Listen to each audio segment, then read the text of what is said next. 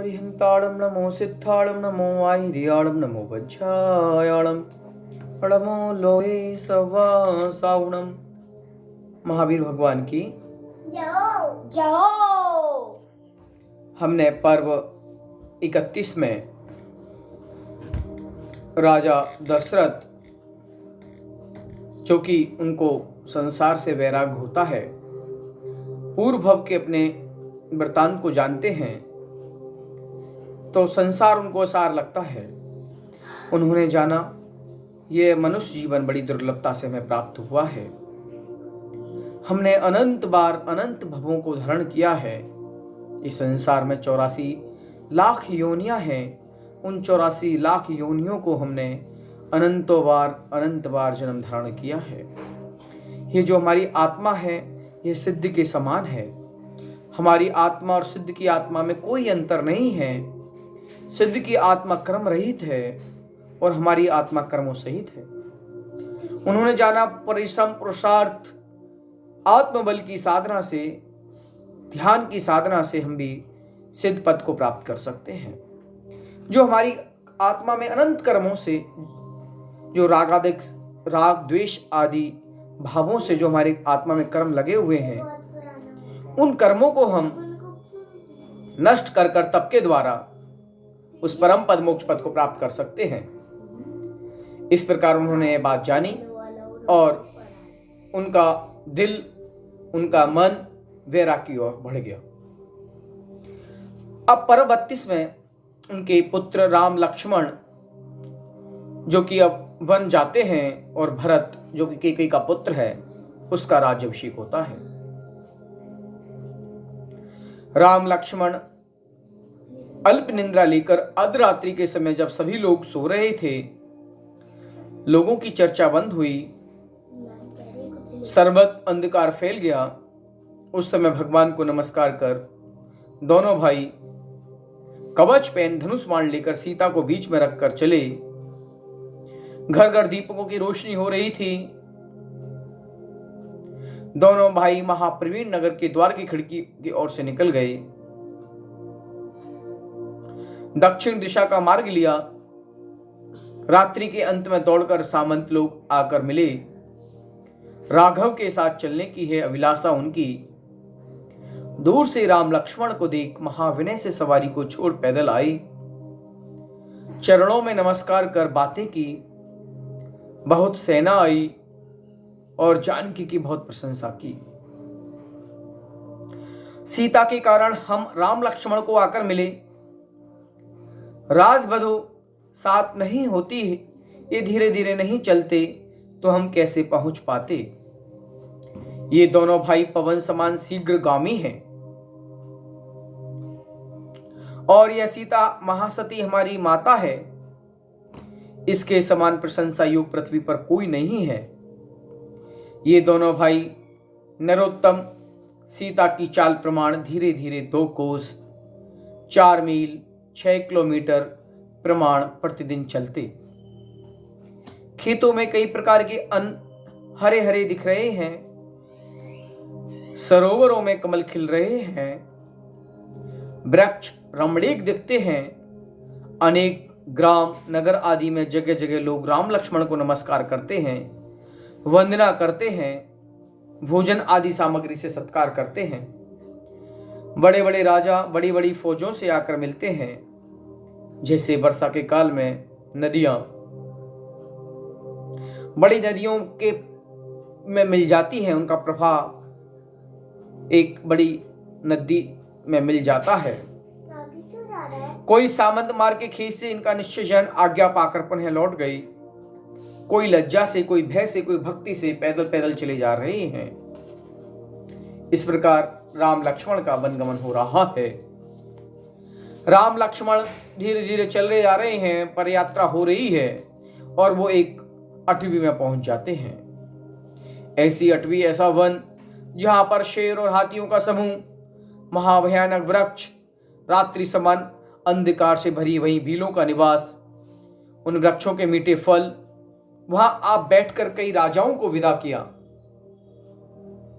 कोई वापिस नहीं जा रही हैं, तब राम ने बहुत कहा कि आप भी साथ चलें। उस अटवी के मध्य नदी के तट महाभयानक उनको देखते रहे।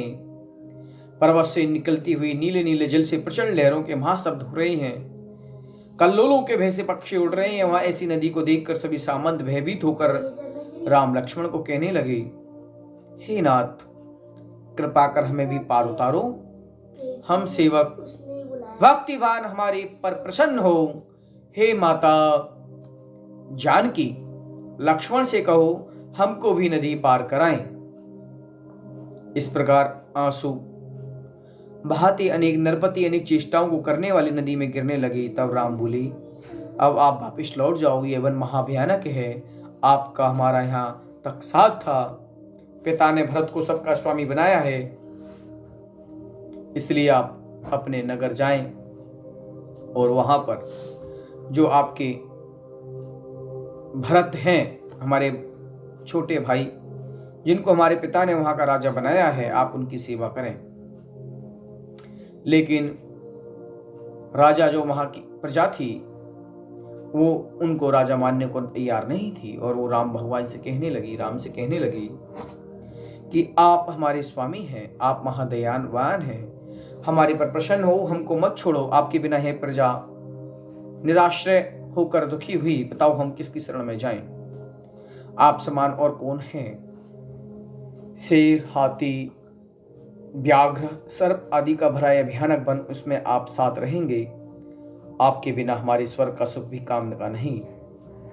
आपने कहा वापिस जाओ, सो मन फिरता नहीं, कैसे जाएं? यह मन सब इंद्रियों का स्वामी जो अनुपम वस्तु में राग करता है। हमारे भोगों से, घर परिवार से क्या मतलब? आप नर रत्न हो, आपको छोड़ कहाँ जाएं? हे प्रभु, आपने बाल कीड़ा में भी हमको कभी अलग नहीं किया, सो अब अत्यंत कठोर क्यों हो गई? हमारा क्या अपराध है? आपकी चरणों की रस्सी परम रिद्धि को प्राप्त हुए हैं। आप वात्सल्य के धनी हैं। अहो माता जानकी, अहो लक्ष्मण धीर, हम शीश नवाकर हाथ जोड़ विनती करते हैं, नाथ को हमारे पर प्रसन्न करो। इस प्रकार सब ने कहा। तब सीता और लक्ष्मण राम की चरणों की ओर देख रहे हैं। तब राम बोले, जाओ यही उत्तर है, सुख से रहो। ऐसा कहकर दोनों वीरों ने नदी में प्रवेश किया। श्री राम सीता का हाथ पकड़ सुख से नदी में ले गई, जैसे कमलों को हाथी ले जाए। उस नदी के जल का भयानक बहाव राम लक्ष्मण के प्रभाव से नाभि प्रमाण बहने लगा। दोनों भाई जल विहार में प्रवीण क्रिया के साथ धर्म चर्चा करते हुए चले। राम का हाथ पकड़े सीता ऐसे सुशोभित हुई मानो साक्षात लक्ष्मी ही कमल दल पर बैठी हो। राम लक्ष्मण क्षण मात्र में नदी पार कर होकर वृक्ष के आश्रय में आए। तब लोगों की दृष्टि से दूर हुए। तब कोई सामंत विलाप कर रोवे, कोई घर गया, कोई राम लक्ष्मण को देखने के लिए एक नजर से खड़े रहे, कोई मूर्छा खाकर धरती पर गिर पड़े।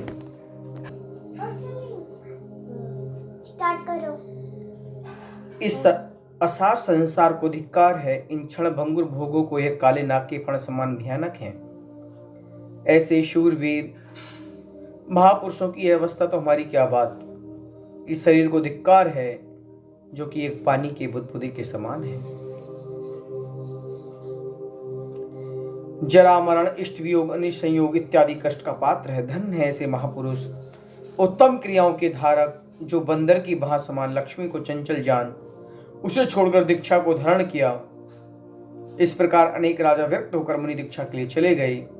उन्होंने एक पहाड़ की तलहटी में सुंदर वन देखा। महाशगन अनेक वृक्षों से मंडित, पुष्पों की सुगंध से सुशोभित महापवित्र स्थान पर बैठे ध्यान में लीन महातप के धारक दिगंबर साधु को देखे।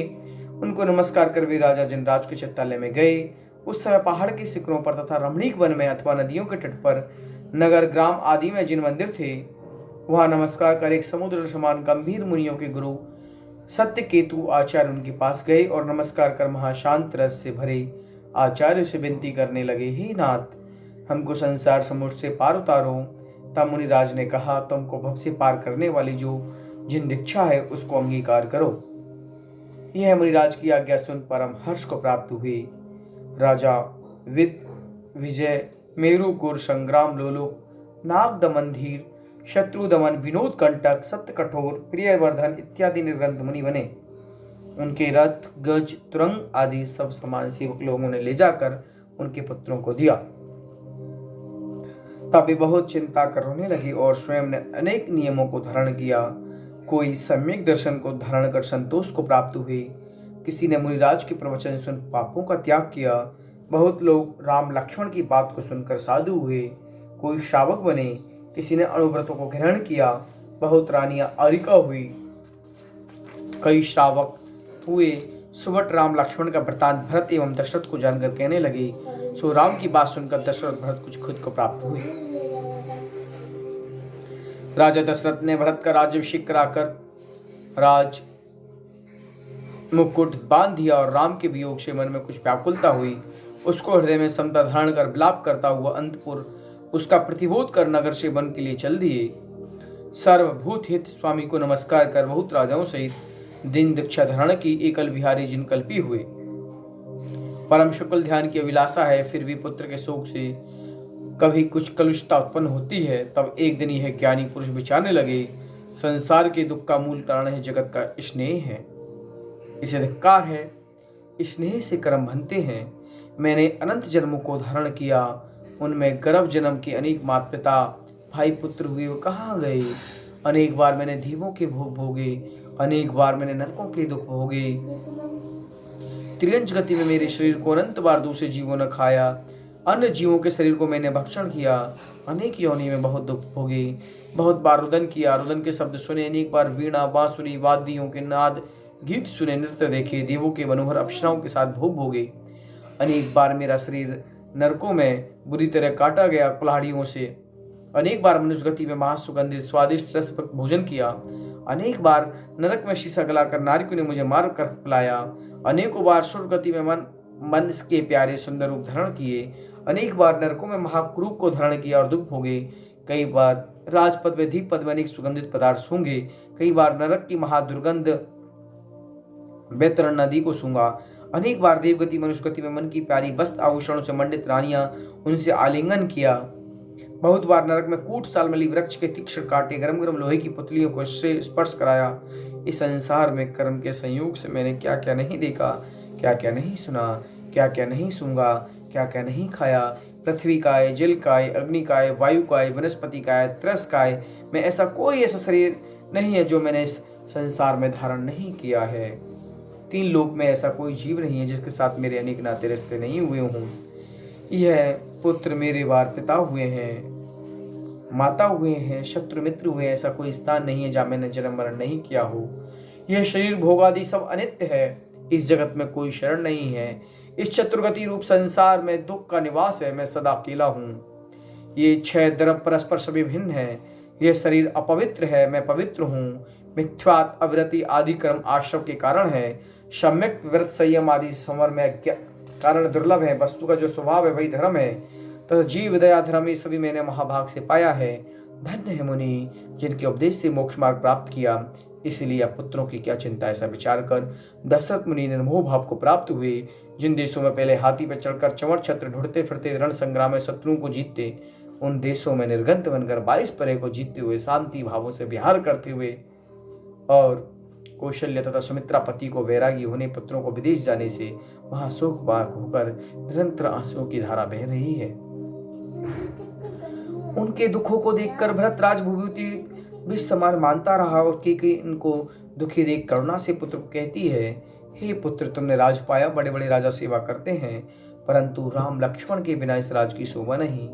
वे दोनों भाई महाविनयवान, उनके बिना राज क्या और सुख क्या और देश की शोभा क्या, और क्या तुम्हारी धर्म ज्ञाता।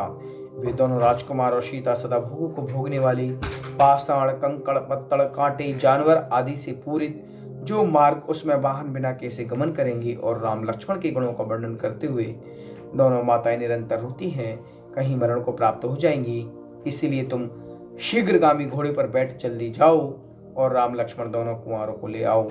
उन सहित महासुख से चिरकाल तक राज करना, और मैं भी तुम्हारे पीछे ही उनके पास आ रही हूँ। यह माता की आज्ञा सुन अति प्रसन्न होकर महाभक्ति से राजा भरत हजारों अश्वों सहित राम के पास चले, और जो लोग राम के पास से वापस आए उनको भी साथ में ले चले। आप तुरंग पर चढ़ शीघ्रता से चलकर वन में आए। उस वन में नदी अश्राल पानी से बह रही है, उसमें वृक्षों की लकड़ियां डाल डाल पुल बनाकर क्षण मात्र से सेना सहित पार हुए। मार्ग में नर नारियों से पूछते जाएं कि तुमने राम लक्ष्मण कहीं देखे। वे कहते दोनों भाई यहाँ से पास ही हैं। तब भरत एकाग्र चित्त से सघन वन में एक सरोवर के किनारे पर दोनों भाइयों को सीता सहित बैठे देखा। पास में धनुष बाण उनके सीता के साथ दोनों भाई बहुत दिनों से आई। भरत 6 दिन में आ गए। राम को दूर से देख भरत अश्व से उतरकर पैदल जाकर राम के चरणों में मूर्छित हो गए। तब राम ने सचेत किया। भरत हाथ जोड़कर सिर झुकाकर राम से विनती करते हैं, जावाणी के ज्ञान से सूझे लोकालोक, सोवाणी मस्तक नमो सदा देत हूँ ढोक।